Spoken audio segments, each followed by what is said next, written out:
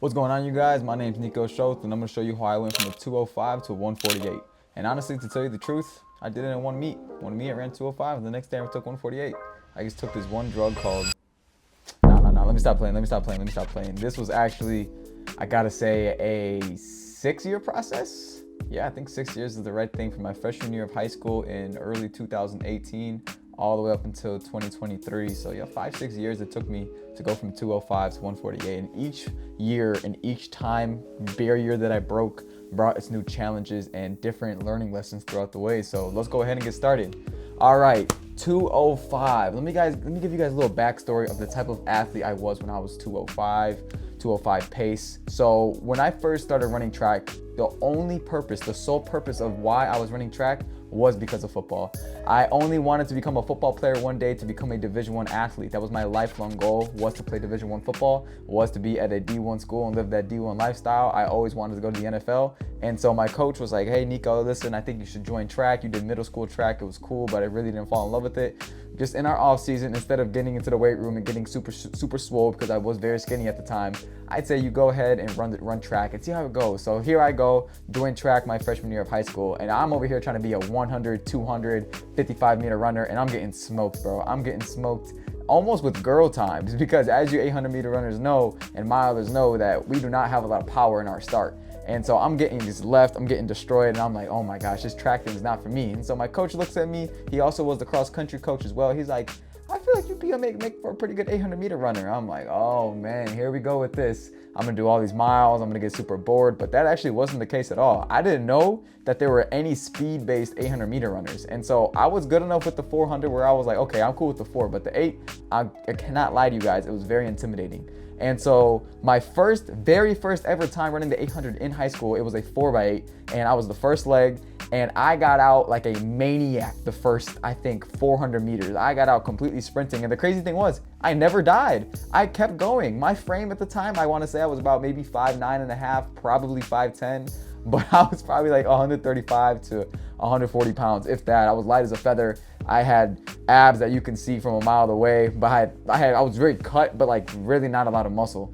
And so I run this thing with the 400-meter approach, and somehow I don't get past, nobody catches me, and I run a 2:13, and I'm like, man, that was easy. I felt good, I felt confident. I was at the front of the race. I was like, okay, maybe 800 is my race. But then the next week, I got thrown into a meet at the University of Illinois. And that's when I knew I was facing some big dogs. I was facing some sophomores, juniors, and even seniors. And as a freshman, you know how this is. It was very intimidating to face those upperclassmen. And so I get to the meet, and I'm very hyped up. I'm locked in, right? I'm like, all right. My coach comes up to me right before I run this 800 at the University of Illinois. He looks me in the eye and says, Nico, nobody's gonna tackle you. This isn't football. You have no risk of being injured. Go out there, have fun, and compete. And that really did something to my mind. I said, dang, I don't gotta worry about some 6'7" dude over here tackling me at QB or getting my knees taken out. Let's go. And so I get out. I'm the one leading the race all the way through for the first, 200, 400 meters, 600, I get passed. And when somebody passes me, that's when I'm at my best, because I know that I have somebody to chase down. So I'm chasing this guy down. I beat him with the last, I think, 50 meters. Somebody to the right of me completely flips over and trips. Bam, 205. I'm the number one freshman in the entire state. Nobody knew where that came from. I didn't know where it came from. And that's how I found out that 800 meters is my race. And so we're going to fast forward here a little bit to the outdoor season of my freshman year. So in 2018, around, let's call it March, May possibly. And I was on the A 4x8. We were en route and going to state, and I was super excited. And I ran a split of 159 at the time. And so I did that. Obviously, as I talked to you guys a lot about my training early on, I was football heavy, but then as I started to progress throughout my track season, I got a little bit lighter. My mileage started to increase a little bit. I was still doing my morning runs. I was training with the sprinters, and so I was very much a hybrid in between the 800 and 400. My speed carried over. Bam, 159 as a freshman as a split. So it's nothing crazy. And my outdoor 800-meter PR that year was a 203. So I bettered my PR by 2 seconds, and that was my entire freshman year. Unfortunately, we did not make state. I ended up fumbling the ball and splitting a 207 at one meet because we were behind a lot, and I really sprinted the first 200 meters in like 25. And I do that now because I'm built for it. My fitness is built for it. But back when I'm 15 years old and I'm trying to maintain that speed, nah, man, you can't do that. I think I might have been even 14 at the time. I don't even remember. It was like 14 or 15 years old, and yeah, my body just was not able to handle that. So let's go ahead and fast forward a little bit into my sophomore year. So sophomore year, I am officially into the 159s. I opened up my season with a 203 indoor, so I knew that I was faster to where I was last year, but I still had some work to do. And unfortunately, my indoor season was a little bit lackluster. There was a little bit of a heart problem or a heart scare I had going on. My heartbeat was a bit irregular. I got tested, had to sit out the track for about a month and a half, and so I was a little bit out of shape when I came back. But this is where I really progressed in the 400 meter. In the 400 meter, I came in and my speed maintained throughout that little time of that heart scare. And indoors, I ended up going like 51 low, 51.3, 51.2, and like they call it the Indoor Championships of Illinois.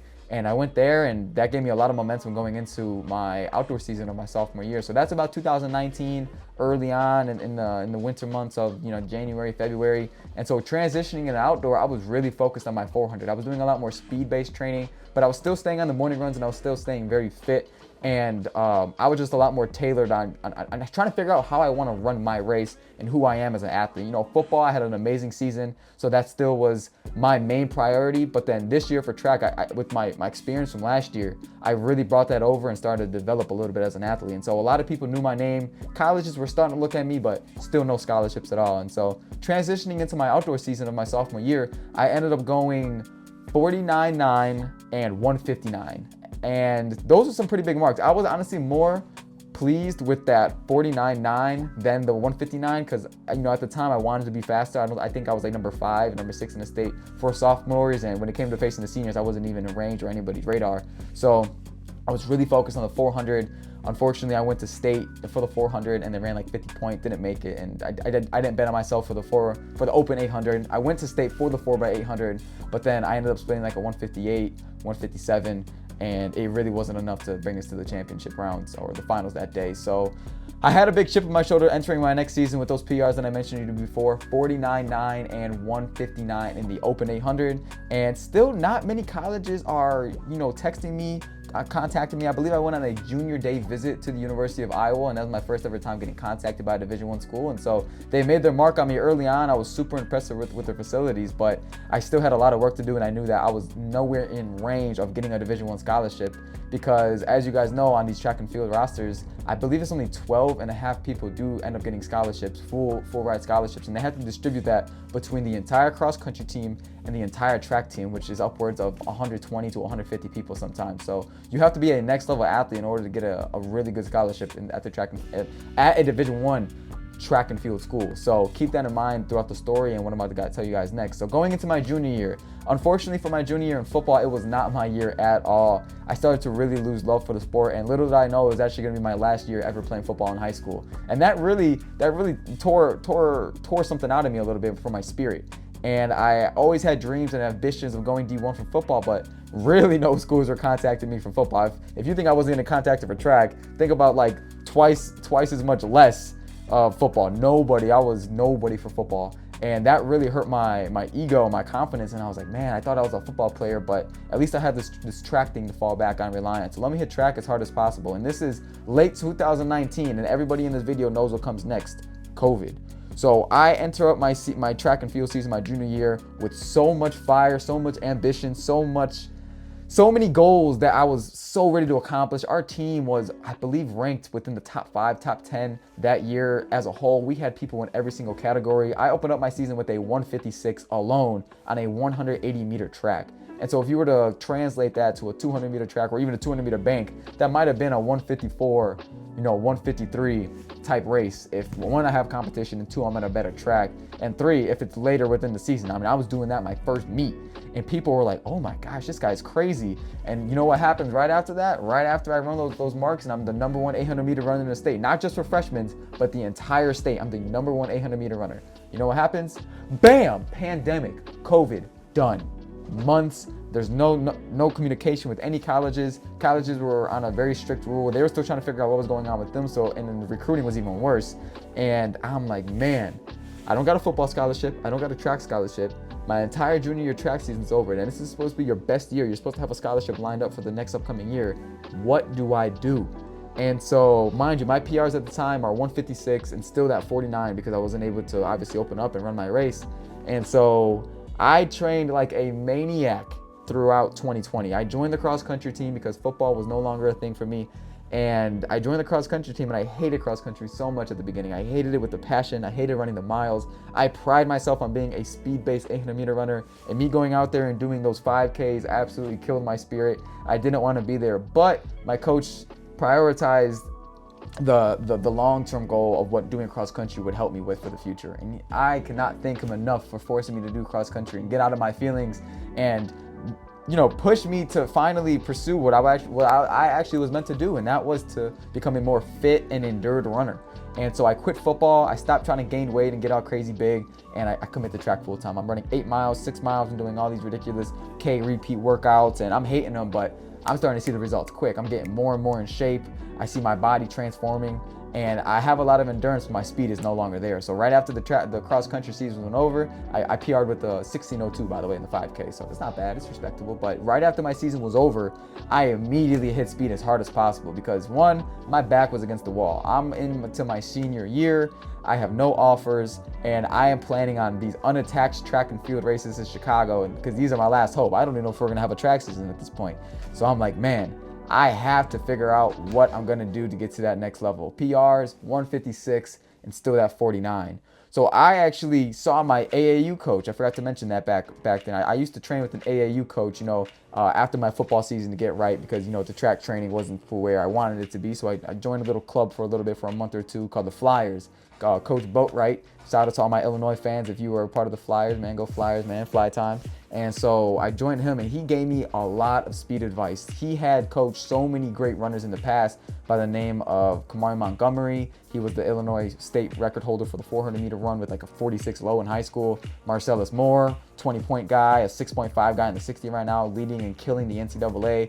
Goes to the University of Texas. So did Kamari, I believe. He went down to A&M or somewhere near Texas, I believe. And then now me as an 800-meter runner. He coached me, and I'm at the University of Nebraska now, but we're almost there. We're almost there in how I got to this mark because there's still a lot more to the story.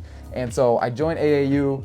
I learned a lot, and then as soon as the pandemic hit and I finished cross country, I immediately went to my speed coach. So I got as much endurance as possible, stacked the endurance up to here, but my speed was down here, right? Go to my AAU coach. He gives me a whole bunch of running tips and advice, fixes my form, tells me about how to implicate my force application throughout the race when I'm running my 400s. He was very 400 heavy, and he was telling me about getting out fast in that 800-meter run is going to serve me well for the back end of my race. And I listened to him. I approached all my races aggressively, getting out in 54s, 55s, and just staying relaxed and staying comfortable. And he really instilled confidence within me. He instilled confidence about that I can make it to the next level, like Marcellus or Kamari or any of the guys that he's coached in the past. And he saw that I had the passion, and that's another big part of it too. Self-confidence and the self-belief that you can make it to that next level. If you tell a 205 runner he's going to go 148, there's a long way to go. Obviously, it's not going to work. But if you tell a 205 runner, go 203, go 202, he's splitting two flats, 159s, right? Then confidence starts to come. I say, all right, I can do these things. You got to set attainable goals and achievable goals in the near future. If you tell yourself you want to jump 17 seconds, it's not going to happen. If you have $500 in the bank account and you want to make $500,000, it's not going to happen in one day. But you can make it happen if you stack good habits on top of each other, and that's what I was doing. I knew that if I did not get a track scholarship in 2021, I would be going to work right away and give up on my track and field dreams and give up on everything that I have in current day. And I'm glad that I didn't, because I was putting in work when nobody was. When COVID hit, a lot of people were better than me. A lot of people were lined up, were in position to beat me that up and coming track season, but they didn't. They folded. The pandemic, all of this nonsense about the COVID stuff and yada, yada, yada, they fell victim to it, right? They took it from a victim approach, but I saw it in a different, I looked at it from a half glass full type of approach. I thought, okay, I don't have school, I have online school, which really didn't even count. I can put as much energy into becoming the best track and field athlete that I can possibly be. And so I did that. I poured my heart and soul into my training. AAU coach, when it came to the 4 mile, 5 mile morning runs, when it was 2 degrees out in Illinois, I would do them. I would go to work. I was working at Walmart at the time trying to get some money up. And then next thing you know, I'd show up to these track and field meets and I was ready. I would do workouts in the dark with my buddies. I gathered two of my best friends at the time, Gabe and Brian, they were both younger than me. I would literally set them up in different positions of my workouts. Let's say I had 5 300s, right? I would set Gabe up at the 100 and Brian up at the 200 and be like, all right, you're gonna race me here, and then Brian, you race me on the back end so I can keep my form and tell me how I look. And then we do it again and again, whether it was cold, whether it was hot, whether it was snowing, raining. We trained because I knew that I wanted to make it to the next level. We did hill workouts together. We played football together. We did stuff to just stay in shape, because they knew I wanted to go D1. They knew I wanted it bad, and honestly, they didn't have quite much else to do. And so now looking back on it, those guys helped me go Division 1, 2. And so there's so many different sections of my story and how I got to different places. And getting to that 154, right, in Chicago, these meets that I mentioned to you, where if I didn't run good, I wasn't gonna get a scholarship. I show up in around January, early January, all this training, and I'm thinking, all right, I go out there, I run a sub 155, I got my scholarship. Bam, I go to this meet, get out, nobody's even near me. I think the next time after me was like 4 or 5 seconds after. So I ran 154 low, break my indoor school record in the 800. Next thing you know, nobody's even near me. But no colleges had contacted me for a scholarship at all. No colleges said, oh my gosh, Nico, this 154 you ran indoors, that's awesome. Like, I want to give you a scholarship. Nobody called. I remember at the time a JUCO school or NAIA school ended up contacting me, and they're like, listen, man, that 154 is good, but no Division I school is going to offer you at that time. You are not that athlete yet, but I can develop you. Come to my school. Basically saying that I wasn't capable of doing it. And I say this story and it sounds pretty funny because he probably did not mean this at all, but I was very hard-headed at the time. I was making up scenarios in my head, almost like Michael Jordan, on ways to get angry and more reasons to get me motivated to train harder and to obtain that scholarship that, you know, I heard that and took it as, oh, you're not good enough to do it. You're not deserving of that. And I said, absolutely not. So you know what I did after that, after I ran that 156? I trained twice as hard than I trained in the previous months. I'm almost puking in workouts, and I do not puke in workouts, but I'm setting the treadmill to a crazy incline, and I'm running like 2 miles on there as fast as I can, passing out after, heartbeat just killing me. I don't even know what I'm doing. I'm going to hills. I'm sprinting as fast as I can. I'm in the weight room doing push-ups, lifting. I'm hungry, right? I never approached anything with more hunger in my entire life. I was ready to die for it almost, right? And so I had another race scheduled coming up for the 600-meter run. And so I had never run a 600 in my entire life, didn't even know what the race was, didn't even know why the race existed. But there's a big backstory coming in about some kid coming from Wisconsin that was supposed to come and beat me, a phenom sophomore, and I just wasn't gonna let that slide. And I knew that the state record was 120. I came through 600 in my 154 and 125, so I'm like, all right, just full out sprint this thing, let's go.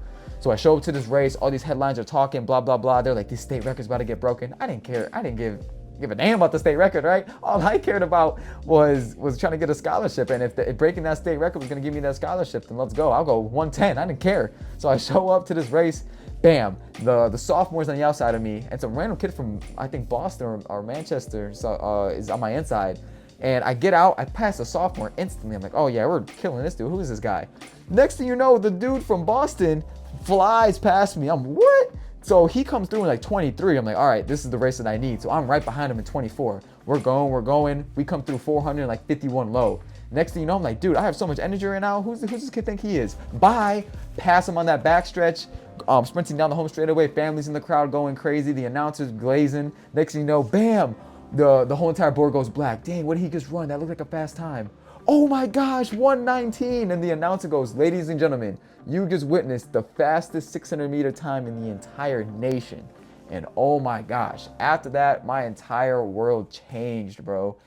I got scholarships or texts from coaches that I've never even seen or heard of before somehow within seconds after my race. I pick up my phone, Iowa, Nebraska, Purdue, Penn State, Illinois, freaking, I don't even know who else, but there was more colleges on that list. And I'm like, what do I do? Literally, I spent that entire night answering phone calls and getting on Zoom calls with different people because they were so shocked by that 119 and that state record getting broken. And that's all it took. I thought I was gonna, break the Illinois 800-meter record or the 400-meter record in order to get a scholarship, but that 600 is the only reason why I'm here at the University of Nebraska today, because of that approach that I had.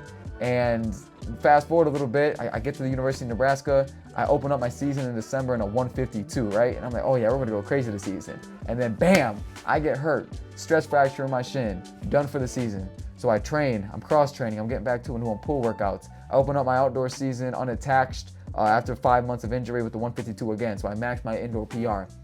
Then I train all out that entire summer. hoping to come back and to prove myself that I belong at this university. And me getting here in that 600-meter race that I just mentioned to you guys before wasn't a fluke. And so I come back and I'm training. I open up in December with a 600 118, a smooth little 118.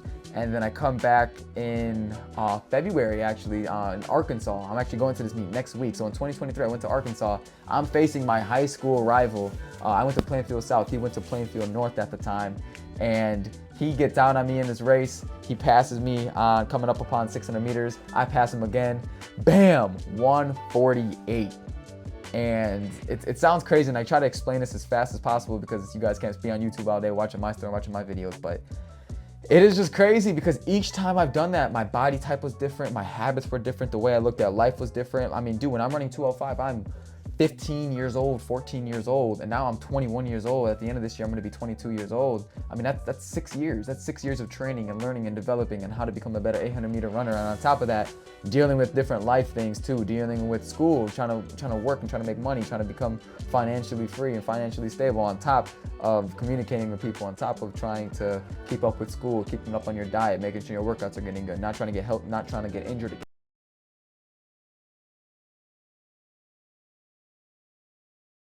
And inspired you to become a better athlete, whether you're a girl, guy, 400-meter runner, 100-meter runner, miler, 5K, 10K, really whatever, even a thrower, whatever the case may be for you.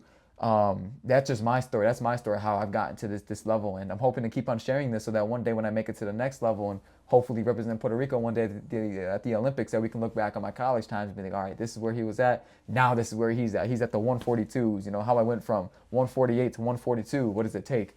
And I remember an 800-meter runner telling me this, that once you go under 150, everything else kind of feels the same. I mean, that 149, 148, 147, it all sort of feels the same. I kind of tend to disagree with that a little bit because there's been some 148s and 149s that hurt a lot worse. It just depends on what type of shape you're in.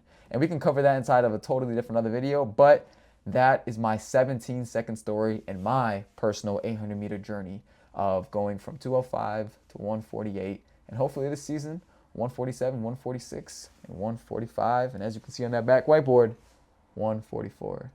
Thank you guys for watching. You guys are awesome. Nico Schultz out. Peace.